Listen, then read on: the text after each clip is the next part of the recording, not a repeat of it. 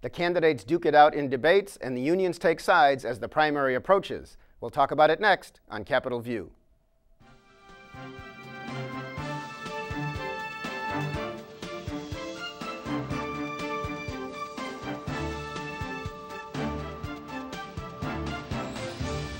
Welcome to Capitol View, the program where we talk about state issues, sometimes federal issues, and how they just might affect your life. I'm Bernie Schoenburg from the State Journal-Register. We've got a primary come up, as anyone who watches commercial TV knows. And here today to talk to me and to you about some of these races and other state issues. Bob Gough is here, returning again. He is editor of QuincyJournal.com. Welcome. Having Dish and having a DVR means you can avoid that sort of thing, by the way. Well, there you go. There you go. I'll keep that in mind to the website operator. And Patrick Yeagle is back, from a reporter with Illinois Times here in Springfield. Thanks for having me. Patrick, nice to see you. Okay, folks.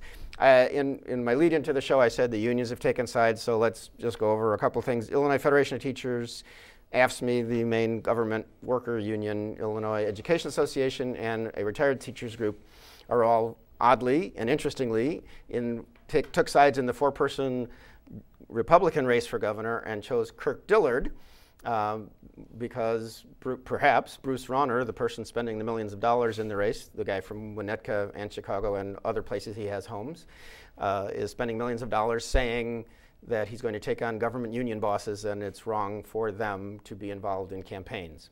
And I should mention Bill Brady and Dan Rutherford are also in this race. And they've had some debates. Bob, how's it looking? What's going to happen here, and does this union support help Kirk Dillard late in the game? Well, I think you're still going to have a tremendous amount of Democratic crossover for this to make a difference. That being said, if somehow the Hail Mary works and Kirk Dillard wins the primary, where do the unions go then? Are they going to stay with Dillard, or are they then going to jump back to Pat Quinn? It's a very interesting dynamic of why they're jumping in to support Dillard. I mean, are they just trying to neutralize Rauner in the primary and then they'll jump back to Quinn in the general, or they really believe that Dillard is the guy and they will stay with him through and through? I'd like Dillard to win just for that dynamic alone. I would like to see what then they happen, because we know the unions will be opposed to Rauner regardless. Mm-hmm. But then if you have a Dillard-Quinn race, where do they go? And we all know that the governor's had his problems with AFSCME. But are they so much that the union would actually go with a Republican candidate in general? Fascinating. Patrick? I have to agree. I mean, I think really the dynamic that Quinn has had with unions has just been so confrontational, aggressive. You know, they're, like we were talking before the show, the state's still dueling with AFSCME over the unpaid races from, what was that, 2009, I want to say? Yeah, at least a few years ago. Yeah, maybe through 2011 they were supposed to get raises, right. They didn't, and yeah. AFSCME says we're still owed, I think, $112 million, yeah. And they're looking for an appropriation. I mean, that does not bode well for Quinn getting union support. But as you know, Bob mentioned, I mean, there's no way that if Rauner gets elected, that they're gonna stay out of the race. So it really does just depend on who wins that Republican primary, yeah. As to what happens. Let's talk about dynamics a little. I hesitate in some ways to mention what poll numbers are, and as I've said in a previous program too, I remember years ago, a Tribune poll had Glenn Pritchard 25 points down from George Ryan. Money dried up, and then the race ended up being like a 3-point race. This is a primary, maybe there's a difference, but the polls that you see show significant lead for Bruce Rauner, who has spent like $6 million of his own money and I think more than $12 million total so far, which dwarfs what the others have spent, although now some outside groups are spending more on ads, and Brady has an ad up and Dillard has an ad up. But even though Dillard has, Senator Dillard from Hinsdale has seemed to go into second place, Bill Brady from Bloomington, who was the nominee in 2010 against Pat Quinn and came close, is still strongly in the race and attacking Dillard in recent debates that were in Chicago and people who watch them on their satellite dish or whatever. And Dan Rutherford, who is fending off charges, he says, there is nothing to them, but that he forced people, among other things, to do political work in his office, which he denies, but he has stayed in the race and is still going around the state. And a lot of people don't pay that close attention to news. He'll get 5 to 10% probably. How does Rauner lose this, or can that happen? Well, I think the fascinating thing about Rutherford is, he's had all these charges and allegations, but he stayed in the race. And he says, and he was early on saying that he believed Rauner was behind this. Well, if you really think that, don't you get out of the race and not endorse any of the other guys, because they don't want your endorsement probably, but just get out of the race so your people could be free to go to Dillard or to Brady to give them a puncher's chance. It's fascinating. So maybe Treasurer Rutherford doesn't wholeheartedly believe that. I'm not sure. I mean, his candidacy is done, but the fact that he's still in there swinging away, saying he's fighting the good fight, that's all well and good. Just the fact that he's still in there is just it boggles my mind. Well, having known him, since the 70s when he was running for student body president at Illinois State University, and I was working for the local paper in Bloomington Normal, I know there's a pride thing here because he feels, I'm sure, that if he drops out now, that people will take that as some admission of wrongdoing, and he doesn't want to do that. Yeah. So. And all three of the trailing candidates, Bruce Rauner aside, all three of them have been basically running for governor for a lot longer than this current cycle. I mean, of course, we know that Dillard and Brady both ran previously, but I mean, they've all been building their resume for years. Absolutely. And I don't think any of them wants to just give up, because this is basically, they're hoping that this will be their defining moment. So. I remember when Rauner attended Lincoln Reagan Days in Adams County in 2013. He didn't attend this year. But when he attended in 2013, and people were like, well, who is this guy? Because everybody thought then it was going to be Dillard or Brady or Rutherford. But he stayed in, and then the onslaught of ads, and everybody has just paid more attention to him. And while he hasn't really said anything of any substance, he has just carpet bombed the airwaves so heavily and with so much more force than everybody else. He basically grabbed you and said, you're going to pay attention to me, and we are, according to the polls. Now, like you said, the polls could be completely off. We have no idea what the depth of the Democratic crossover is going to be. Maybe Dillard does have a fighting chance in this. Maybe Brady does. Who knows? But to look at how Rauner has come in a year is pretty remarkable. It's interesting. I know the State Journal Register, its editorial board. I am not on the editorial board, as I'm not a voting member. I am in those meetings. The three candidates who are not Rauner showed up and each spent an hour with the editorial board. Bruce Rauner and his people never could find the hour to be here. He's the one that's going to come shake up Springfield. He wasn't there. Is that? I hear that's happening in some other places. I know he did visit the Rockford paper. Of course, you got to visit the Chicago Tribune editorial board because all candidates are together, and that's a big deal for a big group. But he seems to have decided that it's not important to visit some places. Well, again, he was at the Lincoln Reagan dinner in Adams County in 2013. He bailed at the last minute on 2014, which it was held on Sunday the 16th of February, but then he was in Adams County 2 days later. He'd already had a planned stop, so he made the rounds then. But yeah, he is.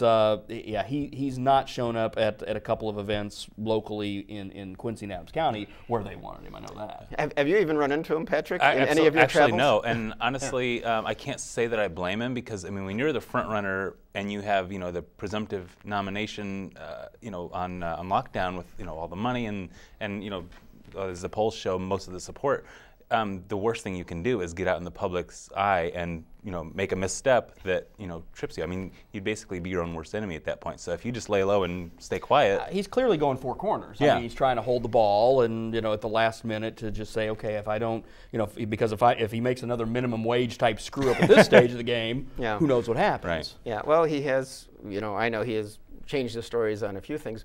How, given that he has not necessarily performed well when facing lots of questions and getting scrutiny, what happens if he wins the primary after the primary? Can he maintain that strategy when he is the nominee, if he becomes the nominee? Can he stay out of the public eye to the extent that he has this time? I think you're going to see him veer magically to the center. I think you'll see his wife, who's been under wraps this entire time, start to come out and be a stronger presence in Cook County and in Chicago. She's a Democratic liberal force, which he makes fun of once in a while and blames his hundreds of thousands in donations to Democrats Democrats on her, although many of them are in his own name. But he's going to use that to his advantage in the general. There's no doubt about it, because he is going to tack to the center in the general. Will he answer more questions? I don't know. I guess that just depends on how forceful we ask them. And he can blow us off, or he can answer. We'll find He's out. been blowing us off so far. Right. And he's got enough money, in his pocket to keep funding his own campaign without having to worry about, what we think, as reporters.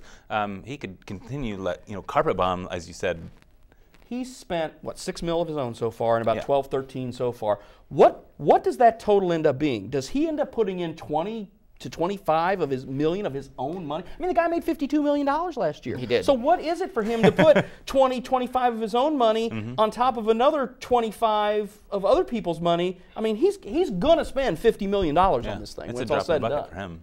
So it will be interesting to watch. I should mention Tio Hardiman. Okay, who was Pat Quinn's opponent, who lives in Hillside, Illinois, and used to run the ceasefire program statewide, because Pat Quinn does have a primary opponent. He was actually on the radio in Springfield. I was listening a little the other day on Ray Lytle's show, but nobody really considers that he's much of a factor. So we will have he hasn't Pat made a Quinn stop in versus, Quincy. So and again, I know that Paul Vallis is Quinn's running mate, and then we have the other running mates are Evelyn Sanguinetti for runner, Jill Tracy of Quincy for Dillard, Maria Rodriguez for Bill Brady. She's from Long Grove and used to be mayor there, and Steve Kim for Dan Rutherford. Just the Jill Tracy thing, does that mean that the Dillard team will carry Quincy in Adams County? Yeah. How much does that matter? Brady did very well. 4 years ago, he took over 70% of the vote. So I think that Brady and Dillard will split up Adams County in the primary. I think Dillard will win because of Jill Tracy's backing. And I think when Dillard made that choice, I think he took Jill because of that reason, because he wanted to go for a downstate conservative. And she's, of course, in the Illinois House. Right, yeah, and she's getting ready. She's leaving her seat. She's not running for re-election, so she can do this. So I certainly see why Kirk Dillard, picked her. And I think she will help him in West Central Illinois. And why you say, there's not a ton of votes there, in a four-way race, every vote counts. So I think there will be I think she's going to help Kirk Dillard out in West Central Illinois quite a bit. Okay. All of these candidates, and the Democrats and Republicans, are going to have to face the state budget when they get through the next election. And of course, the Governor Quinn will be, after the election, having a budget address where he tries to point out how he will keep the state afloat through this next year, even as part of the scheduled drop-off of the temporary income tax increase happens. There's a group called the Civic Federation in Chicago that just in the last few days put out their plan to keep things going. And interestingly, because they've been very strong on fighting, the pension monster, and I think they were happy that the legislature passed what it did, even though it's being challenged in court.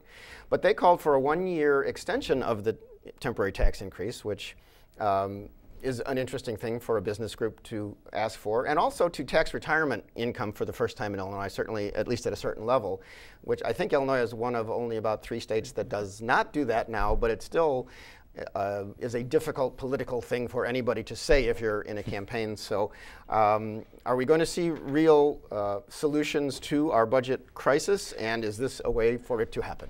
I'm not quite sure if I know the answer to either of those, but I think that actually the Civic Federation's proposal might just be a way to kind of redirect some of the discussion right now. I've been seeing a lot of momentum building in the camp for a progressive state especially on the tax. Democratic side. Absolutely, and I think and the union side. Absolutely, and I think that this is a way to redirect that discussion. Hey, let's look over here at perhaps our solution that doesn't necessarily have to deal with that issue, because that's a very big issue that really a lot of people don't want to touch. Right, and if we do have a progressive income tax, of course, that would take a change in the state constitution, which calls for a flat tax. And so that would take more time, because that has to get on a ballot and people have to approve it. I think people have accepted the fact that the temporary income tax increase is going to be permanent. I think Really? people are You just think that? absolutely. Yeah, They don't agree. talk that way on Yeah. on the campaign trail. Sure, but I think that's going to happen. I think taxing the retirement income is much to changing Social Security. I think it's kind of a third rail thing. So I think they're looking, okay, you take this bite of the apple, you don't take this bite of the apple. So I think that's probably where they're going to go. It's just in a negotiation. You throw out as much as you can, and you accept what you have to. We'll see where it goes. Speaking of money, Speaker Madigan of the Illinois House, Democrat, proposed a bill in the last several days also that would allocate $100 million towards the construction or siting or whatever of a presidential library to try to help Chicago land the Obama presidential library. Thoughts about that? Is that something that can be? I mean, truly, the Abraham Lincoln Presidential Library, which is a big deal downtown Springfield, had city help and state help and federal help. And President Lincoln is dead, so he couldn't raise his own money. President Obama's alive; he can raise lots of money. I certainly think there's a place for a bit of public money to kind of get the ball rolling a little bit, but for the most part, this should be done by foundations. This should be done private money. That's what what George W. Bush has done. Even the Clinton Foundation, it's been a lot of private money in on that. $100 million in a state that's hemorrhaging financially is a pretty big bite. And I know they're trying to incentivize to determine that who's going to get it in the first place. Right. Is it Hawaii? Is it going to go to Hawaii or one of 6 spots in Chicago or Columbia in New York was even mentioned as a possibility. So I think that there's a strong interest in this state to bring it to Illinois, but I don't think there's the stomach for that much money to make that happen. But I thought from hearing all of the advertisements that if Mike Madigan wants it, it happens. Well, it does, but I just don't think that's something that I think there'll be a huge backlash for that. And again, I think if they were to put a smaller amount of money to say, okay, we're going to do this just to buy a lot or to do whatever, and then you go from there, I think that's palatable. I just don't think a huge public investment in this, especially if it's slid in as part of a new capital bill, I just don't think that's going to go over real well. And frankly, $100 million for a presidential library is going to strike a lot of people as an unnecessary boondoggle when we're cutting education and stuff, and we're cutting mental health services, and we're making a lot of really painful cuts, and yet we're looking to fund something that's completely unnecessary. I don't know how well that's going to fly. So Okay, we'll see. I'm not going to advocate either way, but I will say, like, when we had some federal money to fix a giant corner in Springfield, it was like $13 or $15 million to fix a corner of a street. Yeah. But that doesn't, it helps traffic, but it doesn't draw hundreds of thousands of tourists. And an Obama library, with the international interest in him, Absolutely. that continues despite some of the less positive, less glowing It will have things at pictures home. of some of the most beautiful golf courses in the country. Very nice, Mr. Gough. Let us move on to another issues. One of the things that I know Pat Quinn is probably counting on as a campaign issue, even though it still divides many people in many places in the state, is same-sex marriage, which with his help and with the Democratic legislature got passed. It is supposed to take effect this summer, but now it has started to take effect in Cook County. They're issuing licenses. I believe McLean and Champaign counties are the other ones doing it. And then the Attorney General, Lisa Madigan, somehow related to the Speaker, okay, daughter, has said that counties can start this. Now, I know the last I have seen, Joe Alio, the Sangamon County Clerk, has said, we're going to hold off until we get our own legal advice from our own state's attorney, because what we don't want is to issue licenses that, in the case of death or divorce later down the line, somebody could claim, well, it wasn't legitimate. So where are we on this? And it's just an interesting kind of social movement in Illinois. It's all going to happen within a few months, but it might happen now. Yeah, I think the Adams County Clerk has said she would prefer to wait until the law becomes official in order to issue licenses for the very reasons you just stated. I'm not sure if that's going to be challenged, but that's kind of been her stance on that. So, yeah. I think, that's the safe position. I think, a lot of people would rather that it happen sooner, but for those people, I think making it wait just a few more months is probably not going to make the huge difference. And Illinois already has civil unions, although obviously not the same. And the as funny church. thing is, our current county clerk in Adams County is a Democrat. She's not running for re-election. We have a Democrat who's running who is a convicted felon. He's probably not going to win, but we have 3 conservative Republicans who are running for the slot, so they're all just able to kind of wash their hands and say, it's going to be taken care of before we take office anyway, so they don't really have to take a stance on it. It's interesting that for the governor's race, this is off the table because it got passed. So we will see where that goes. Again, we were talking before we started rolling, and Patrick, one of the state representative races in the Springfield area, and it actually goes from Springfield to Decatur, the 96th House District. Sue Scher is a freshman Democrat from Decatur, and she represents that district. She is being taken on by someone named Gina Lathan, who used to work for the state Department of Public Health and is a consultant to, oversees. She's a project manager or a project overseer or something. And then you have 2 Republicans running, Mike Bell and Landon Laubin. Mike Bell is on the school board in Edinburgh. Landon Laubin recently moved into town or a few years ago, from out of state, from Oklahoma. But how good are these candidates at getting the word out? I haven't seen much. It used to be you would see a lot of press conferences. What's the situation? I mean, you talked about for Illinois Times trying to reach Sue Scher's opponent, Gina Lathan. What was the situation? Right, and I never heard back from her, and I don't know if she just didn't get my messages or what, but I mean, you would think that somebody running for office, especially running against the presumptive, parties candidate, would want all the all the publicity they can get.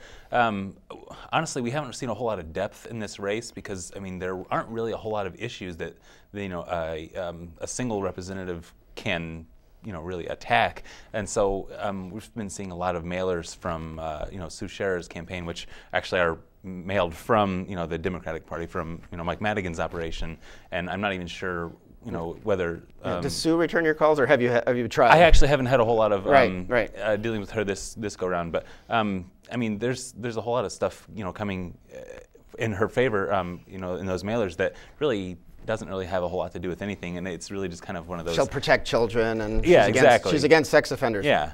Yes, stuff like that. Yeah, what's going on with candidates these days, Bob? In West Central Illinois, in the 94th House race, Jill Tracy, of course, as we said, running for lieutenant governor. We have 2 Republicans running for her seat.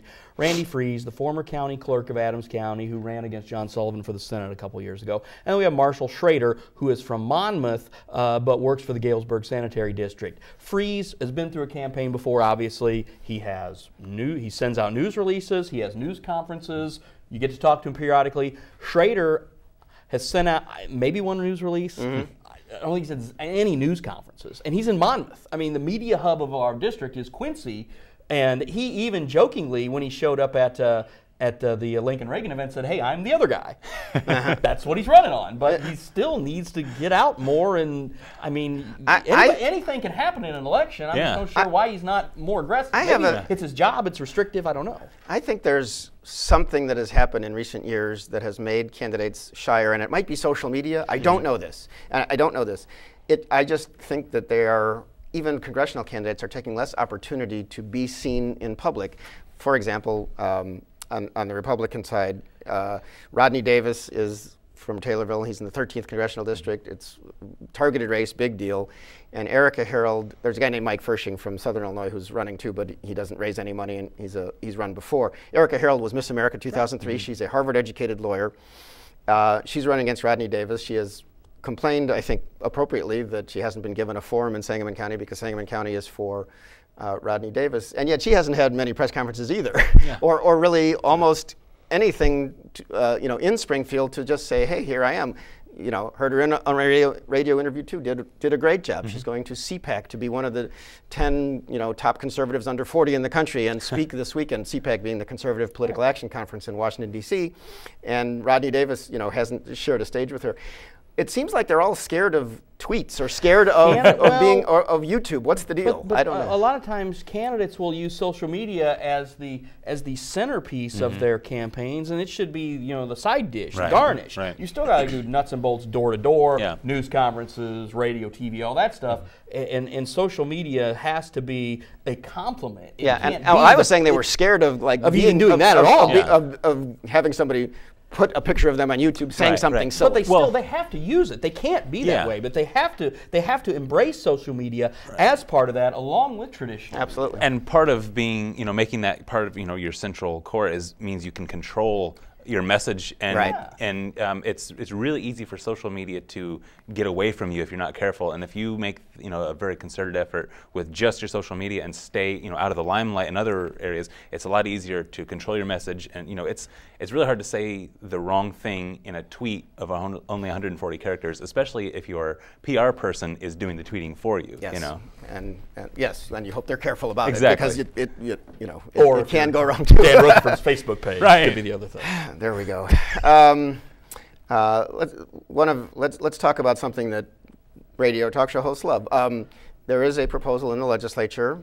Ira Silverstein, who is a state senator from Chicago, it would ban smoking in cars if minors are in the car. And how many of us have seen somebody, in a car, windows closed, baby in the back seat, in the kid seat, and puffing away in the smoky car?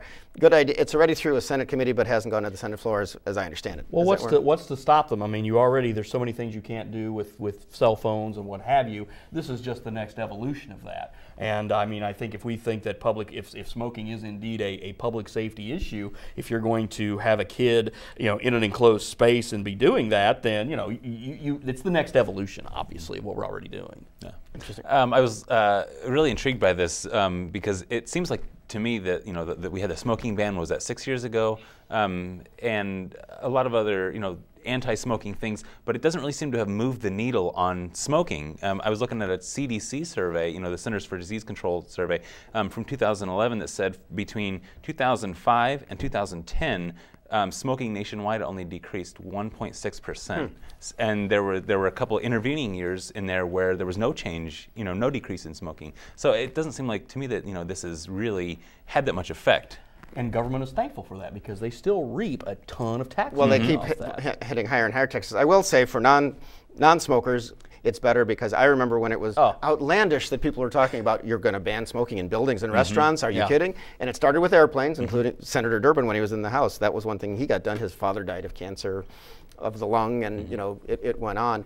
So things have moved on greatly in banning smoking, secondhand smoke situations, and maybe the kids will happen. It's supposed to be not a primary offense, meaning a policeman can't stop you just for that. Of course, that's what they said about seatbelts. And then I remember when Jim Thompson had the Springfield press conference when he announced that.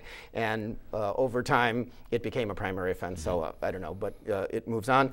We're just about out of time. I will mention that Pat Quinn went around to some of the tornado-damaged cities that were not getting federal funds to help their cities, and is trying to hand out $45 million in tornado from state agencies to help those communities in their rebuilding or cleanup efforts. So we'll see what happens. It's one of those things. Let's hope we don't get more tornadoes. I think I have to stop. With that, Bob Gough, Patrick Yeagle, thank you for your help. Thanks. Thank you for watching. The primary is coming so soon, but we'll be back. Make sure and watch us next time on Capitol View.